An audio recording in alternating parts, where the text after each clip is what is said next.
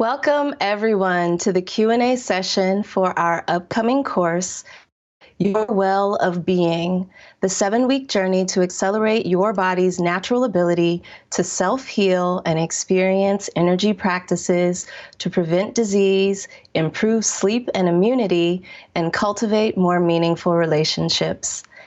This is Nadira Ade, and it is my pleasure to be hosting this hour-long Q&A call for the Shift Network, where we will explore the teachings of Dr. Shamini Jain and address questions about her upcoming 7-week course, which has its first live Q&A call next Thursday, September 12th. Later, I will explain how you can participate in this course even if you can't attend the live sessions. But first, let me introduce our guest. Dr. Shamini Jain is a psychologist, a scientist, and a social entrepreneur. She is the founder and CEO of the Consciousness and Healing Initiative, which was formed through Shamini's deep desire to bring key stakeholders together to create a coherent and effective movement to move us beyond models of disease thinking and the decade of the brain into the study of systems-based healing processes and personal and societal empowerment. In just a few moments, we are going to open up for questions, but first, let me welcome Shamini, who will begin our call by leading us in an opening mantra practice. Welcome to the call, Shamini. Thank you, Nadira. It's a pleasure to be here. Hi, everyone. So let's begin with just a simple practice. In the beginning, we're just going to start tuning into our bodies and tuning into the biofield within. So feel free to close your eyes if you like, or let them just sort of rest steadily if you like to keep them open, just softly. So I will close mine. So let's just begin by noticing where our breath is. Noticing there's no right or wrong way to breathe, just tune in.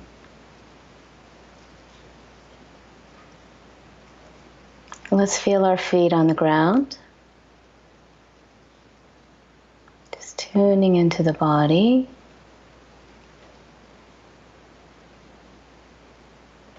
Allow our awareness to move from the feet up the legs,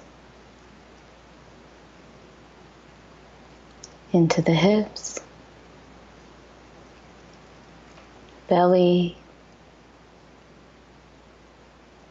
the heart, the shoulders, the throat, the face, the eyes, forehead, and crown, in a collective ah. Ah. Now I'm going to invite you to place your attention in your heart center. And just allow yourself to breathe naturally here as you tune in. I'm going to say a simple mantra. This particular mantra is to give reverence to the goddess Lakshmi. And many of you may have heard of the goddess Lakshmi.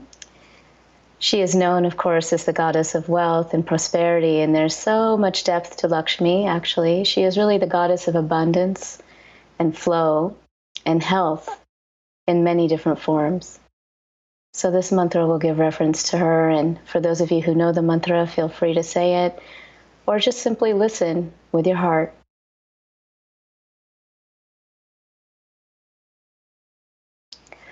Om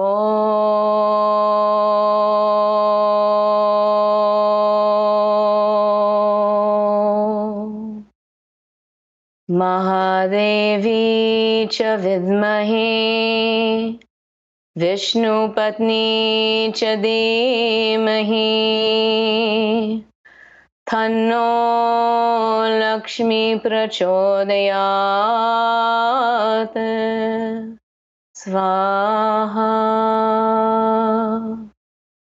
2 more times. Om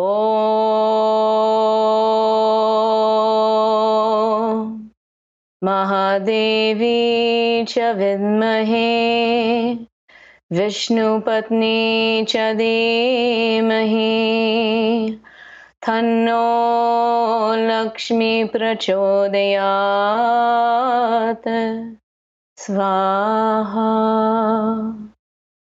Om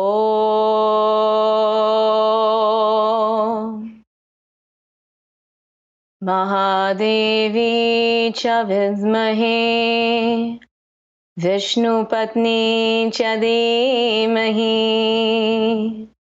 Thanno Lakshmi prachodayat Svaha.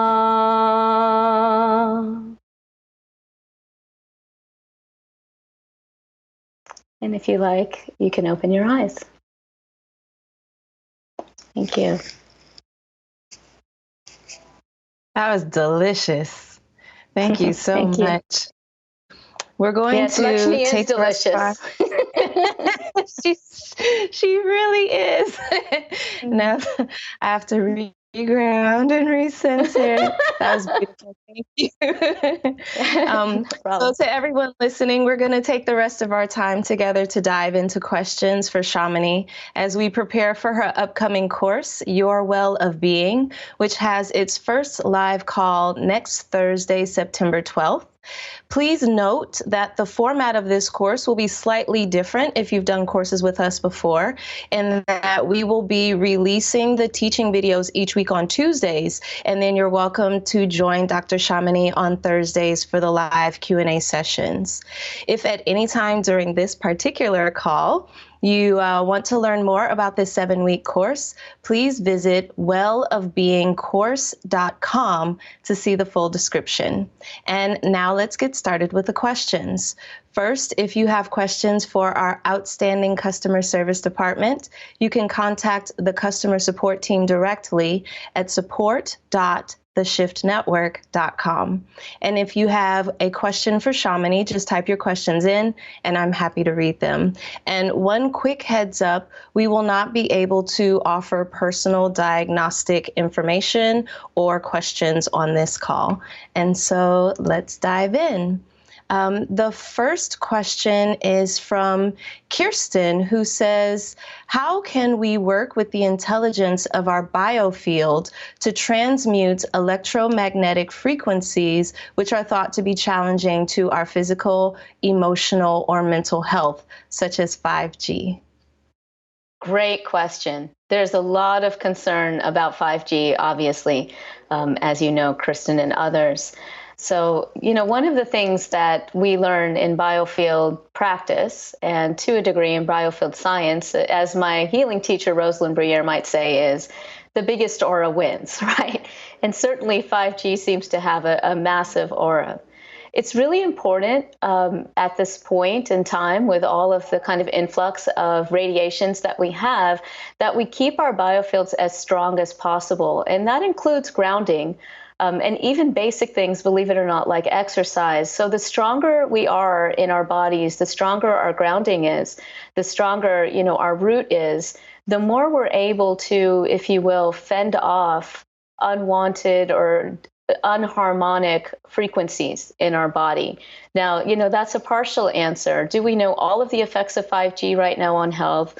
We don't. There are studies that are being done, right now as we speak. I think there are a lot of concerns about it. But this question about, unwanted energies or potentially harmful energies comes up a lot even before 5G.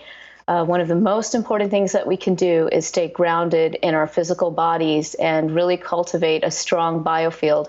And there are a lot of practices that help us do that, right? Ancient practices like Qigong, Tai Chi, yoga, even certain forms of exercise, pranayama, and, techniques that I'll be sharing with you as well in my course. So I hope that helps to answer. Thank you very much. This next question is from an anonymous. Is the content of this course more from traditional teachings, or would you say it's more from current research? Oh, what a beautiful question. So The answer is and yes. The answer is both, and I'll sort of explain what I mean. I've had the privilege as a clinical psychologist and as a researcher in psychoneuroimmunology of kind of understanding that Western scientific perspective on well-being, including some of the, the latest research, and I'd say some of the most robust research, meaning the ones that, kind of not just from one study, but from several studies really seem to point towards a truth. When it comes to well-being and the body.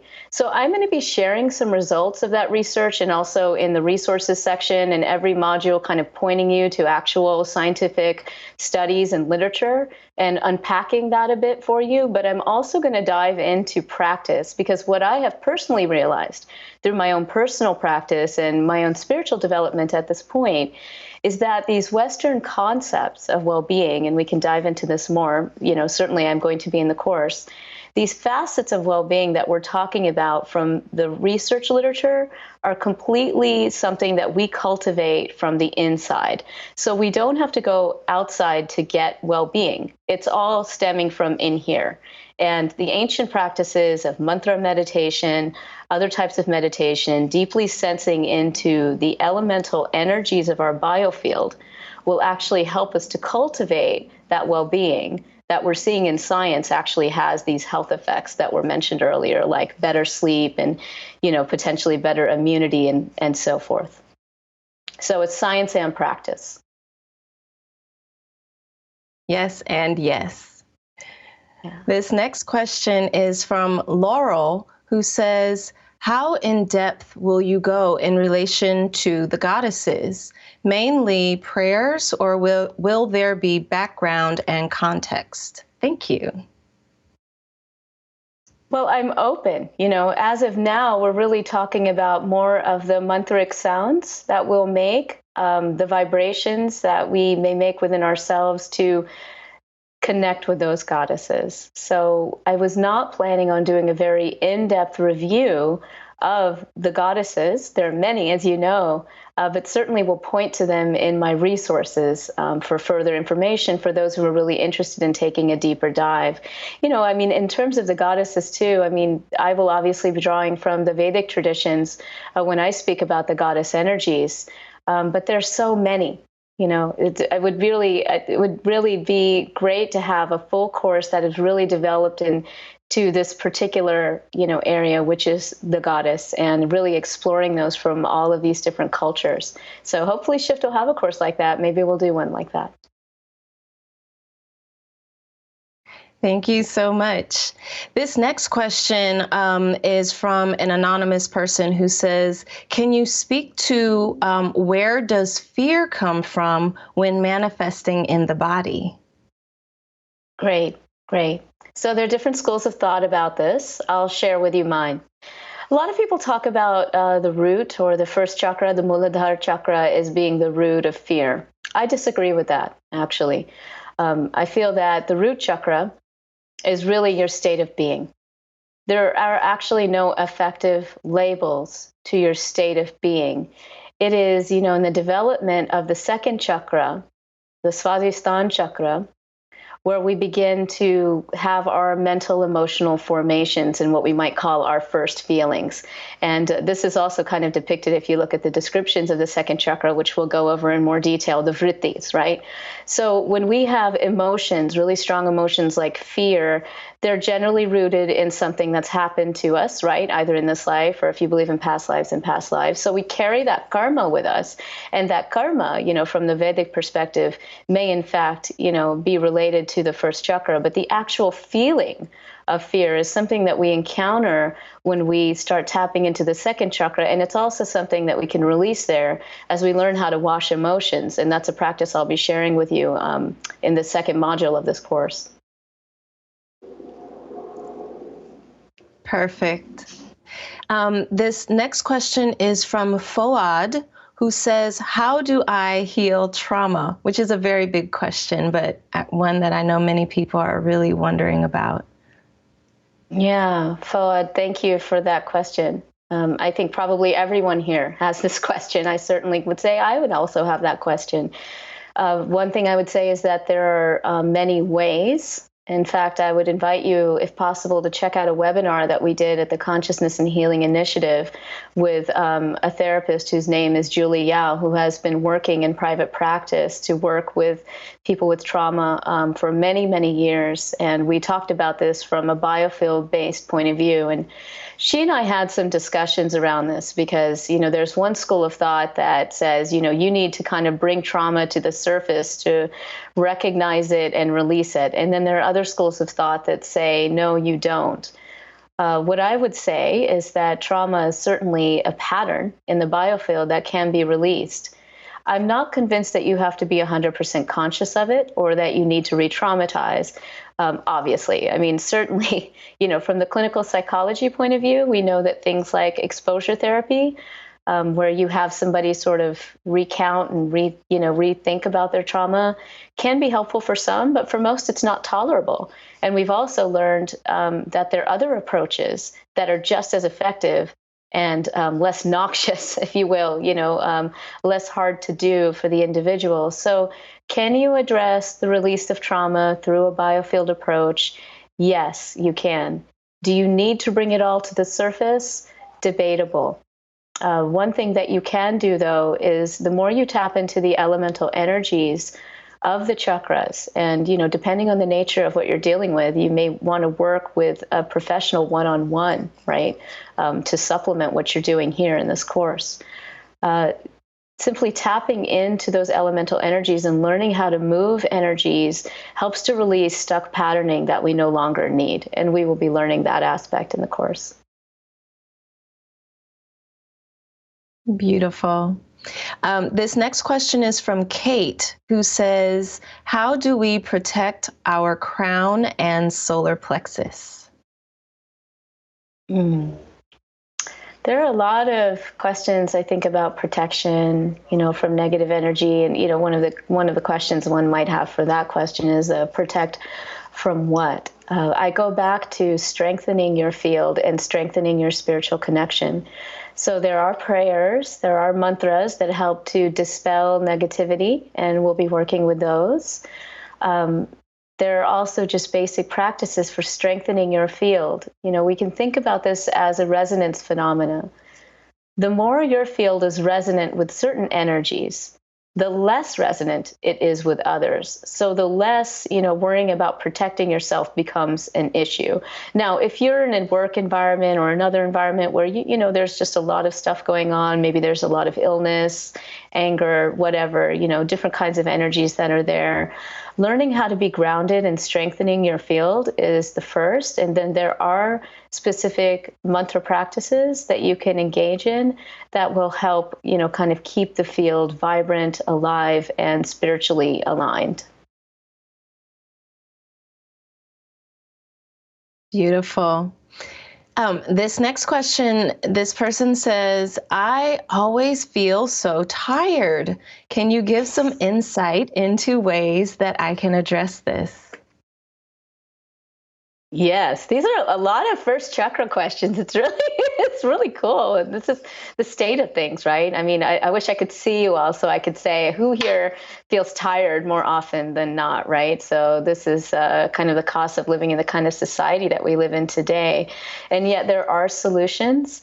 A lot of that is about learning how to get into the body and listen to the body, listen to what energy is telling you, and learning how to fill up. A lot of us are in the helping professions. And so, whether by choice or not, we may be in situations where we just get drained, and maybe for no terrible reason, right? But it's just life. We're busy, we work, we have kids, we have parents, we're caregivers, we are therapists, we're healers, whatever it is we're doing, it's easy to get drained. The way that we prevent ourselves from getting drained is making sure that we're setting aside time for ourselves to fill our well of being. And there are many ways to fill our well of being. We'll be exploring different ways to fill our well of being. A few that I'll just mention off the bat for you, probably things you can have thought of before, but actually have science behind them. Getting into nature, grounding, getting into nature and grounding are huge. It doesn't have to be a 5-mile hike to get into nature. Simply connecting with nature is huge. It fills us up.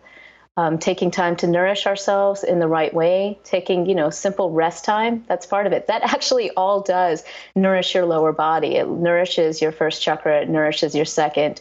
We'll talk a lot also about the nature of creative joy and fostering our well of being through joy. Joy is a powerful, energy zap, if you will, because it's very much connected to the nature of our being, that is our soul. Our soul is naturally joyful. So once we begin to learn to tap into our bodies as well as our soul by connecting with these elemental energies, the less you're going to feel drained. But awareness is really key. You've got to be aware of your biofield so that you can know when and where you're leaking, and that will also help you to address the issue. Thank you so much. It feels like what the question you just answered kind of feeds into this next one. So I'm delivering this question from Mac, who says, can you open and receive energy directly from a particular chakra, such as the heart chakra, or do you need to always open them by starting with the first chakra and moving up? Oh, thank you for that question. So here's the thing.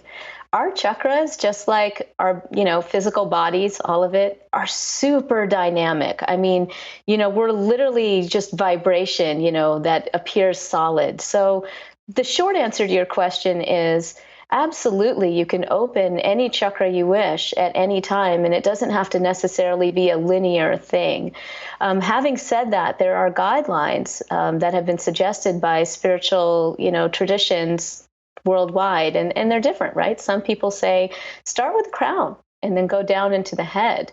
I learned from Reverend Rosalind Bruyere, and so I've actually learned to begin often with the feet and work my way up the body. But in truth, I do both. And honestly, sometimes you can just scan and see, where do I feel depleted? Where do I need to nourish at this very moment? So I might tune into my field right now and say, hey, I feel like my heart needs a little love opening. And so I might direct my attention right there on the heart chakra and send the rays directly to that spot. So absolutely, you can work with any chakra at a time, and know that the truth of the matter is when you're working with one, you're to some degree working with all of them. And it's just a level of your consciousness to see how much you're amplifying energies in specific areas at a specific time.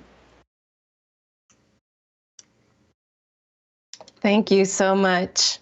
To anyone who is just joining us at any time during this call, I invite you to go online to wellofbeingcourse.com, where you can read a detailed description of each of the 7 modules that are planned for this course, which starts with the first teaching module being released on Tuesday, September 10th, and then the live Q&A with Dr. Shamini Jain segment will be on Thursday, September 12th. Into our next question. This is from an international submission from someone named Lutgardis, who says, not many people ever speak of old age in these events. I'm nearly 71 and quite healthy.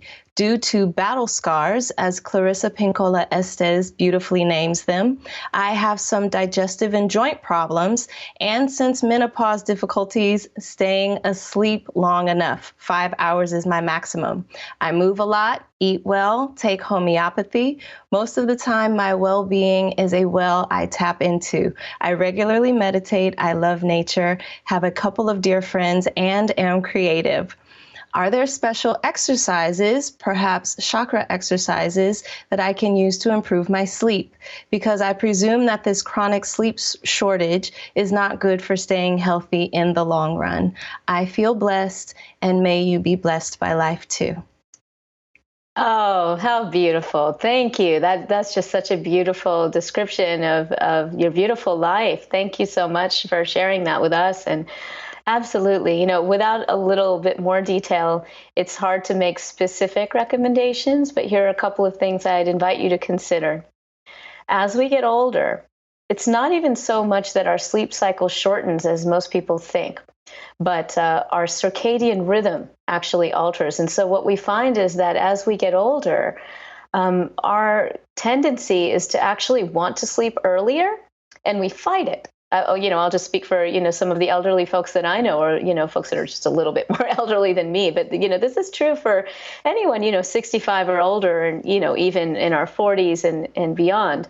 Our circadian rhythms shift throughout our lifespan. So you might also find that if you listen to your body may actually want to go to bed earlier than you're allowing, because kind of socially we're thought to think, oh, that's crazy. I can't go to bed at like 6 or 7, right? That's way too early. And yet, as we get older, our bodies are actually asking us to do that, and they're wanting to wake up at 4 in the morning, right? That's actually what your body wants to do. So, aside from the deeper, subtle work that you can do, absolutely, take a look at your sleep rhythms, as well as the length of sleep that you have. There are other, kind of tried and true behavioral things, making sure you're not having caffeine after noon. That actually does affect your sleep, believe it or not. So does alcohol, all those kinds of things, basic stuff. In terms of bioenergetically, if you are some people, when they exercise or even meditate in the evening, it actually activates their vital energy system to where they can't sleep. So if that's you, then you may want to think about, kind of moving your practice to earlier in the day, if it's exercise or even, some forms of yoga and some forms of meditation. The other, again, is grounding, because the more we're sort of really deep in our feet and our physical bodies, and we can allow ourselves to really rest in there, the more I believe that we're stimulating our parasympathetic rest and digest aspect of the nervous system. And so any practices that allow you to feel kind of more deeply rooted in your body help with sleep. Sleep is a huge problem for so many of us. So thank you for the question. Thank you so much. This next question is from Rebecca, who says, "Hi, I greatly enjoyed the interviews you conducted so beautifully with the recent summit. My question is about sound. Many cultures seem to have their own set of healing sounds, and each claims theirs is the best, and that it's important to do them as they have been traditionally taught in that culture. Might it be possible that each of us could come up with the sounds we need most, and that it might be completely individual?" I love this question. And, again, if it was an either or question, I would say it's a both and is the answer. I think there is wisdom to, some of the cautions that some of the traditions say about using mantras repeatedly without guidance or initiation. So, I do think that we need to listen to that. Mantras, I'll just speak from, the Vedic perspective. And I think this is true for many different traditions. There is a meaning attached to those sounds, and we can talk about whether those meanings are just simply cognitive, that is in the mind, or whether they are truly vibrational, as has been taught by many cultures. At the same time, you are your best healer.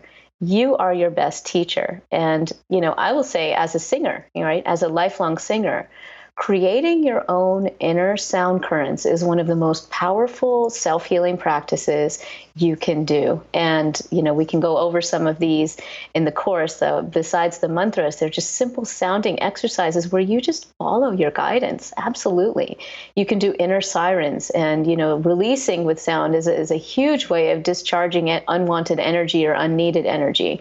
So there's that aspect of it, sound for release, but there's also sound to bring in energy, and playing with that on your own and kind of modifying the tones, the qualities, the depth, the power based on your own physical body. As long as you're really tuning in to what's happening in your biofield while you're doing those, super powerful. Yeah, I say go for it.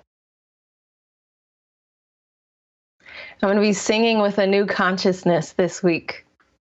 Yeah, right? This next question is from Allison, who says, "Greetings, Dr. Jain. Thank you so much for all your work and being so willing to think in terms of uniting science with spirituality, as this is something that is severely lacking in today's world. My question is, would there be one or more techniques that aren't too difficult, other than meditation, that someone could use in order to become aware of their chakras and or their biofield, in order to be able to influence them for healing? I've tried meditation several times and never seemed to be able to turn my mind off enough to just be in the moment. So I'm hoping you might know of a tweak or two besides this that might possibly make it easier to accomplish this goal. This is such a great question, Allison. Thank you for asking it. Can I tell you how many healers I have met that say, I don't do meditation. I can't do meditation. It's really interesting and it's kind of funny. And in some ways it makes sense. So we have to ask ourselves first what we mean by meditation, because, there are different forms. And certainly right now in the West, mindfulness, as it's described in the West here as, being aware of the present moment without judgment. That's just one aspect of meditation, right? We're almost taught that if we notice our busy minds that we're not doing it right, but actually that's not true. Having said that, there are other forms of meditation that are very, very effective and powerful and actually have data behind them, such as mantra meditation. Mantra meditation allows you to simply focus on a specific sound, and it can be something very simple, like a seed mantra, which we'll be learning in the course. So basically one word, one syllable. That has specific vibration, often is said to connect with a specific, divine vibration. Let's just call it that. And there's something that really helps about that because it's stimulating vital flow in a particular way. So it's cohering the field and cohering your mind, uniting your mind with the sound current. Now, it has been said that uniting the mind with the sound current creates light. Okay, so do we know that scientifically? We're still examining that, right? But when you examine this experientially, what you can find, especially for those of you who say, yeah, I'm having a really hard time with, mindfulness type meditation.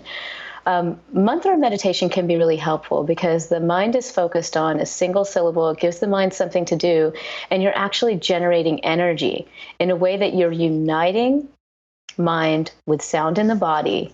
And you'll be surprised what it does to your consciousness and your biofield. It's actually quite profound. It's really wonderful. Thank you so much.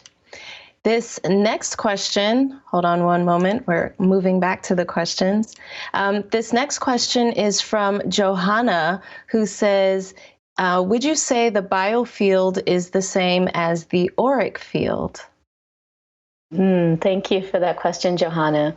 I would say the auric field is part of the biofield. The biofield is this newish term that we Western scientists here are using. And in a nutshell, when we talk about the biofield, from this scientific perspective, we're saying the biofield are really sets of interpenetrating and interacting fields of energy and information that guide our health.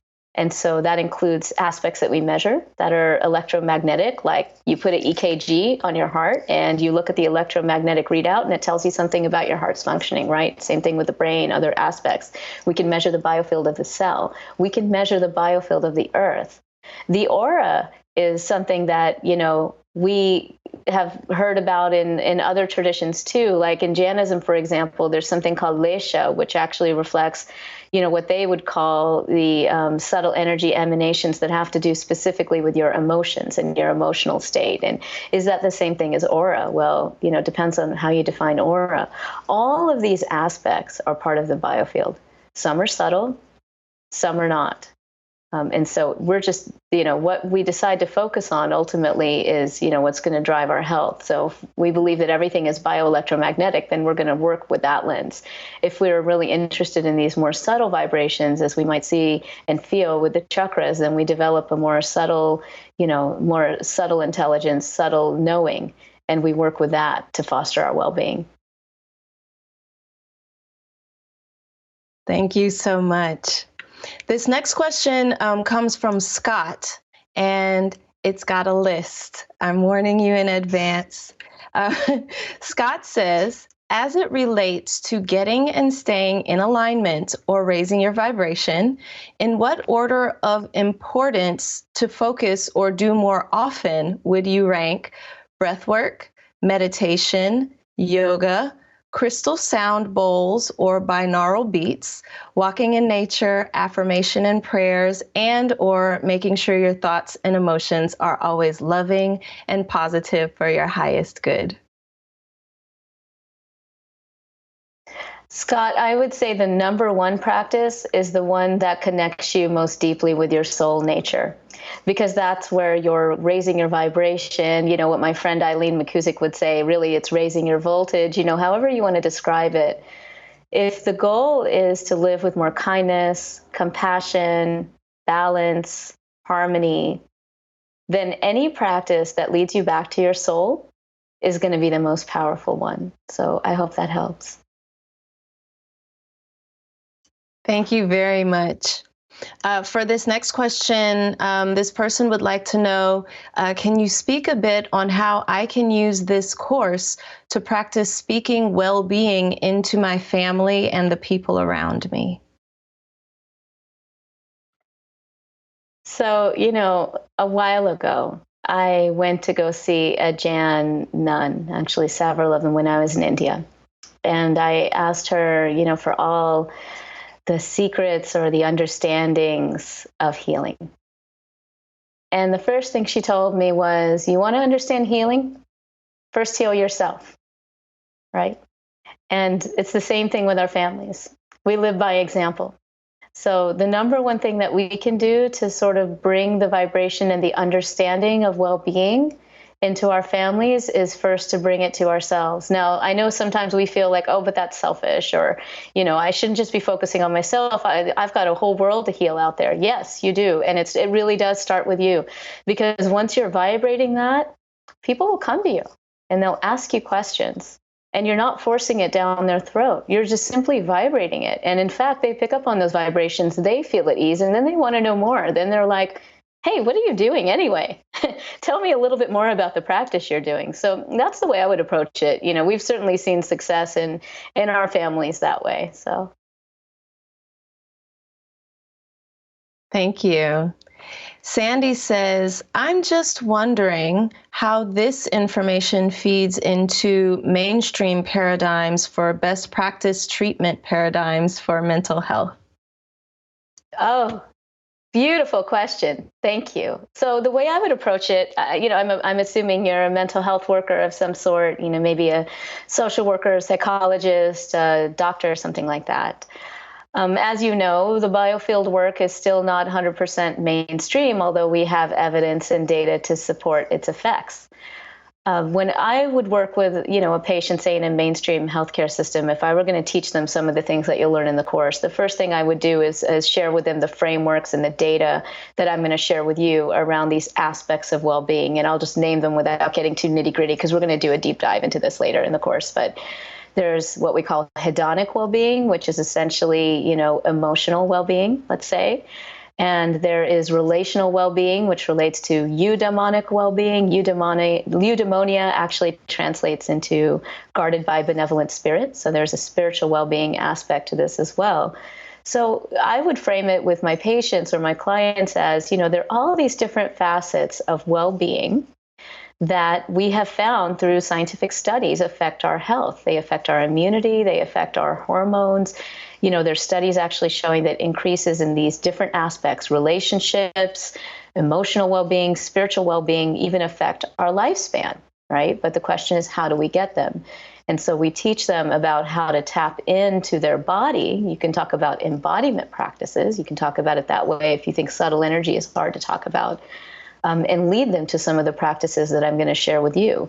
A lot of the practices I'm sharing, I'm definitely sharing on the subtle level, but I'm also going to encourage folks to, just do some basic behavioral things, right? Like basically commit to certain things that, we can experience on a deep, spiritual, subtle, energetic level, and also just sort of in the day-to-day world, because all of it is important. They're all reflections of our soul, reflections of our consciousness, in these different gradations of how we live and work and move in the world. So integration is key. Thank you very much. Sandra would like to know, first of all, she says, I'm very curious and excited. And she says her question is, What is best for serious conditions such as cancer after treatment to focus on remaining healthy? And thank you very much for all that you are doing. Thank you for the question. Sandra, I will say that I did do a randomized controlled trial, a clinical study, which is published in the journal Cancer, which is a very well-known, reputed journal among, mainstream oncologists, on energy healing as a treatment for fatigue for breast cancer survivors in particular. And, happy to share that reference. It's available. I believe you can access the paper. It's a scientific paper, though, and I've given talks about it as well. The short answer to your question is that by stimulating our root, particularly, and I would say the lower body as well as the other areas, really fostering the development of stronger bone marrow chi and vitality in the body through subtle energy practice and potentially even receiving healing sessions, you can foster your wellness and continue to foster your wellness as you already are as a cancer survivor. But we actually have clear data on the effects of hands-on healing, in particular, a technique called chelation that was taught by Reverend Rosalind Bruyere and is in many, many different types of healing practices. That's simply the stimulation of bone marrow chi and the drawing out of toxicities in the body. So there are practices that can help with survivorship and some of these issues like fatigue and quality of life and things like that well after treatment. Thank you so much. Michael asks, does a person actually experience mind, body, or spirit healing, or is this just another theory? It's not just a theory. There's actually evidence behind it from many different areas. So, we have looked at this, as I mentioned, I and others have been doing studies on energy healing, some people would call spiritual healing approaches, using tightly controlled studies, placebo-controlled designs, all of that. And yes, we have found effects over and above placebo effects and simple rest and things like that, down to the physiological level, down to the functioning of our cells. Not that that's all that's important, but the data is there, and we want more data because scientists always need more data. We do need more data, honestly, quite frankly, to integrate these more into healthcare, and that's part of what our nonprofit, the Consciousness and Healing Initiative, does.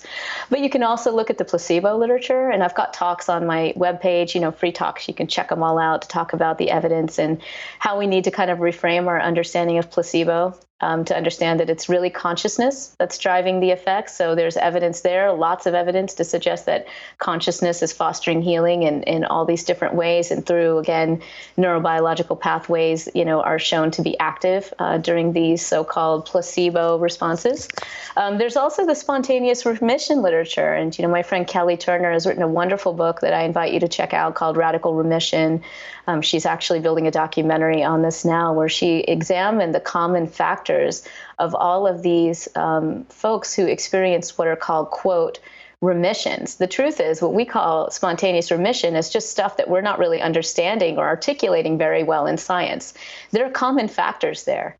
And when we start tapping into those common factors, we are fostering our healing from the soul level. And yes, it's absolutely real. Thank you. And thank you I like how definitively you say that too, and the amount of information that you shared. I appreciate that. Well, Krista for those who are asked, interested in the science part, definitely check out the talks on my website because, I can talk about the science all day long. I mean, in this course, like I said, I'm going to give y'all references and I'm going to summarize science, but I really want us to get into practice. But for those of you who are science buffs, man, just ask me. I'll give you resources. We've got lots. Excellent. Krista asks, is it reasonable to assert that pathogens connect with us in a biomagnetic way? That is, our beliefs, personal, familial, cultural, civilizational, create open wiring circuits to which opportunist pathogens can connect? It's a great question. And I would say personally, I think so. Personally, I agree with you. I think that, there is definitely something to the resonance principle. And, going back to earlier discussions in the hour, I do believe that the stronger that you can make your field and the more resonant you can make it with spiritual properties, the less likely it is that you might contract specific issues. Now, to a degree, okay. It really just depends on the level of what's in the environment, the toxicities. Unfortunately, we all know friends, maybe ourselves did everything right, lived, absolutely perfectly, very balanced, happy life, and we get cancer, right? It can happen. And we don't always know all the explanations to that, So to a degree, this is actually also a good opportunity to explore this connection between well-being and physical health. And I think this is important. Sometimes, we may be of this mind that well-being means that we're 100% physically healthy, we have no diseases, we don't have chronic pain, we don't have issues from menopause, we don't. Well, I'd like to suggest that we open our minds a little bit more to well-being really being the connection with soul, with spirit, and that healing is not synonymous with curing, right? So we may contract a disease, we may contract an ailment, we may encounter something that makes us suffer, right? That's part of life. The question is how we weather those storms and how affected other aspects of our life are from this, let's call it this perturbation that we're going through, right? This potential growth experience. So for whatever that's worth. Thank you so much. We're going to have time for one or two more questions, but before we take those, I want to mention Your Well of Being once more. This is going to be a powerful and transformative 7-week journey under Shamini's guidance, where you will recalibrate and embody the energies of your biofield to create emotional, relational, and spiritual well-being. This 7-week course takes place on Thursdays at 10 a.m. Pacific, with the first live Q&A session starting Thursday, September 12th. And if for any reason you cannot join us live, you won't miss the teachings. You will receive replays, transcripts, and all course handouts via your course homepage.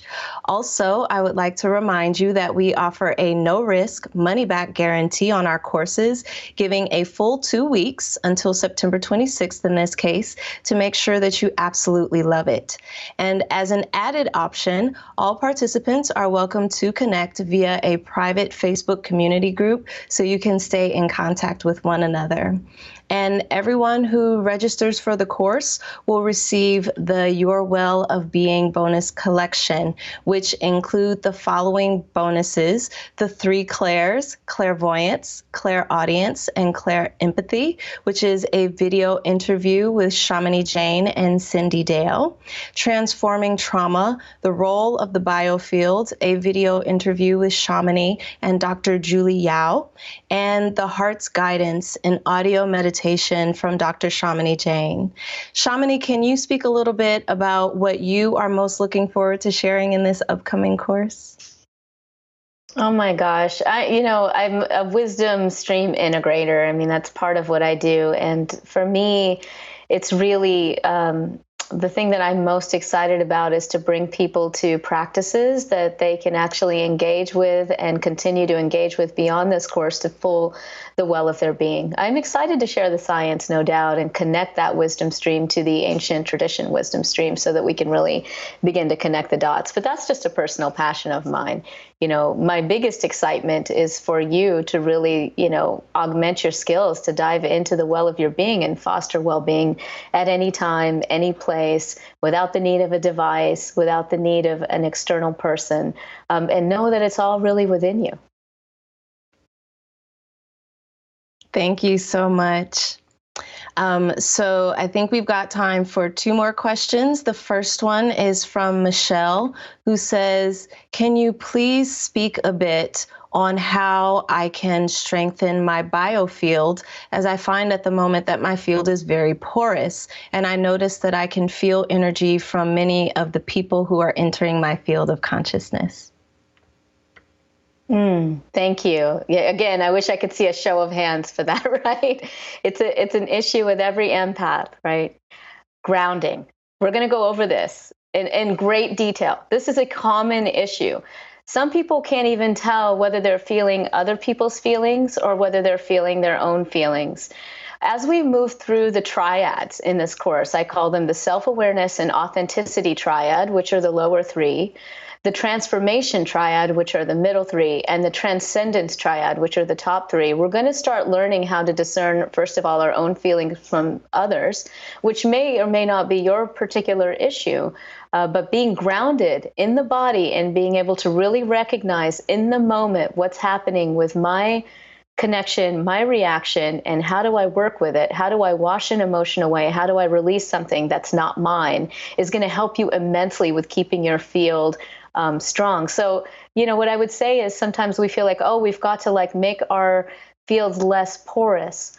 Well, yes and no. When we make our fields more coherent and we're really super grounded in the well of our being, we're super grounded in that self-awareness and authenticity triad, then whatever is going on around us, it's not that we don't feel it. It's just that it doesn't zap our energy because we're already filled to begin with. Thank you so much.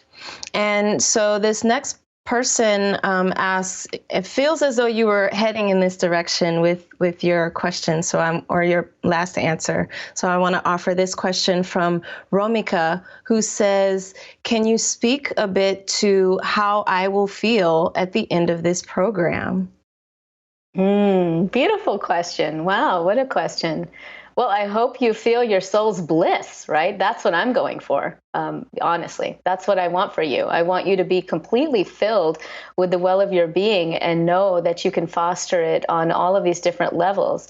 If I am successful with you in this course, you're going to be, not only able to deal with sort of day-to-day issues like, making sure that you're grounded, you're vital, you've got enough energy to carry out things that you can do, you're navigating, potentially difficult interpersonal situations, but beyond that you're deeply connected with your spiritual core and that you've learned techniques and tools to really foster co-creative process. So, and what I mean by that is really understanding how to really release, let's say, egoic intentions and align with divine force to bring your full soul's potential to the work that you do, whatever that is.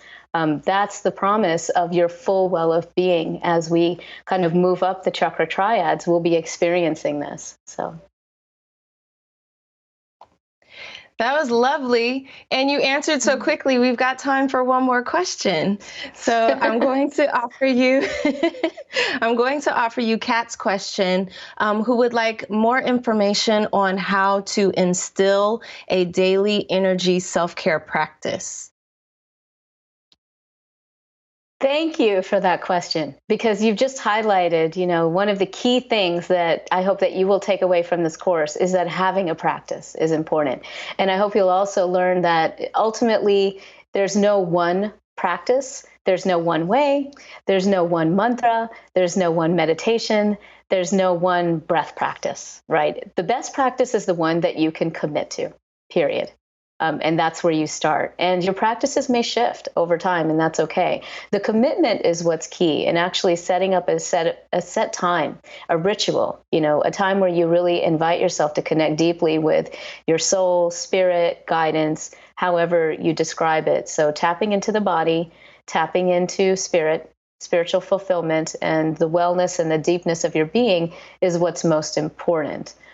So we will be, I'll be offering you specific, very easy practices that you can literally do in 5 minutes. Am I going to tell you you only need 5 minutes, for your own spiritual development and liberation? That's really up to you. I mean, I don't necessarily think more is better. You can sit in, meditation for 2 hours and, to quote something I've heard a colleague say, you can kind of sit in your own stuff for 2 hours. So it's not necessarily that the time is important. But the commitment is important. So we'll explore some different practices. You see what works for you. And you may end up going back to a practice that you liked initially. And that's cool, as long as you commit to it. Perfect. Thank you so much. This has been such a sweet and informative hour with you, Shamini. I'm glad to have been able to spend time with you and to hear your responses to many of these questions that have come in. Thank you to everyone for being with us. Shamini, for sharing your teachings and your wisdom with all of us on the call today. The course, Your Well of Being, starts next week. On Tuesday with the video teachings being delivered, and then with the live Q&A on Thursday, September 12th. Again, please visit visit wellofbeingcourse.com to learn more or to register. And Shamini, do you have any final words for our listeners? Thank you for being here. Thank you for the work that you do. Thank you for your being. And I wish you great health, prosperity, and joy. Thank you. Thank you again. And thank you to everyone who joined us today. On behalf of all of us at the Shift Network, I wish you well and look forward to having you on this course or another one in the future. Take care.